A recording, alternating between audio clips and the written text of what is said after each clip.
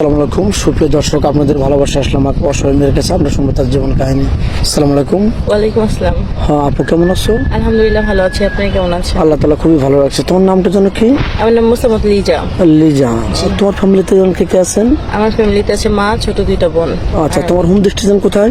নওগাঁ জেলা। নওগাঁ জেলা। জি আছে। তুমি কি ওখানে তোমার জন্ম না? জি হ্যাঁ, ওখানে যাবো। এখন আমাদের ক্যামেরার সামনে কি জন্য আসছো? আসছি একটা সমস্যার কারণে। আচ্ছা, আমি বলো। মূলত সমস্যা হচ্ছে আর্থিক সমস্যা। আমার ফ্যামিলি গরিব, আমার বাবা নেই সংসারে। বাবা না থাকলে যা হয় এক কথায়, যারা যারা বোঝেন। তো আর আমি বড় হওয়া মানে আমি যেহেতু বোনের মধ্যে বড়, তো সেক্ষেত্রে বড় হওয়ার মধ্যে আমার মায়ের দুশ্চিন্তা যে কখন বিয়ে দিবে। মূলত আসছি মনের মতো একটা মানুষ খোঁজার জন্য, যাকে বিয়ে করে সারা জীবন কাটাইতে পারি। এখানে আমার ফ্যামিলিও হ্যাপি, দেন হচ্ছে আমিও চাই হ্যাপি করতে। এই কারণে। আচ্ছা, তোমার ফ্যামিলিতে কে আর্ন করে বা তার কার উপরে ডিপেন্ড করে সংসারটা চলে? আমরা তো গ্রামে থাকি, তো সেক্ষেত্রে আমার দাদু আছে, নানু আছে, তারা একটু হেল্প করে। আর তাছাড়া আমি একটু টিউশন করতাম মাঝে মাঝে, ওইটা দিয়ে চলতো আর কি সংসার।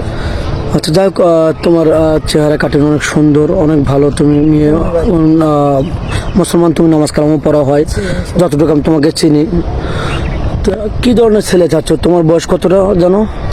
21 বছর। 21 বছর। তো কত বছর বয়স হলে মিচুট হবে তুমি মনে করো? আমি ম্যাচিউর খুঁজতেছি না আসলে। ম্যাচিউর খুঁজলে তো নিজের মতো করেই নিতে পারতাম। তো সেক্ষেত্রে আমি চাচ্ছি একজন ভালো মনের মানুষ, যে আমাকে বুঝবে, কষ্ট বুঝবে, যথেষ্ট ম্যাচিউর, যার সংসার চালানোর মতো সক্ষমতা আছে, এই আর কি। আচ্ছা, যাই হোক, সে যদি বিবাহিত হয়?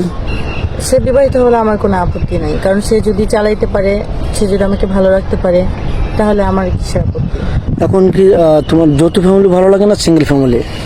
যৌথ ফ্যামিলি হলেই ভালো লাগে। সব মেয়েদেরই তো ইচ্ছে থাকে, আমি জানি না, তবে আমার ইচ্ছে আছে যে সবার সঙ্গে থাকা, ভালোভাবে একসঙ্গে, শ্বশুর শাশুড়ি ভালোবাসা।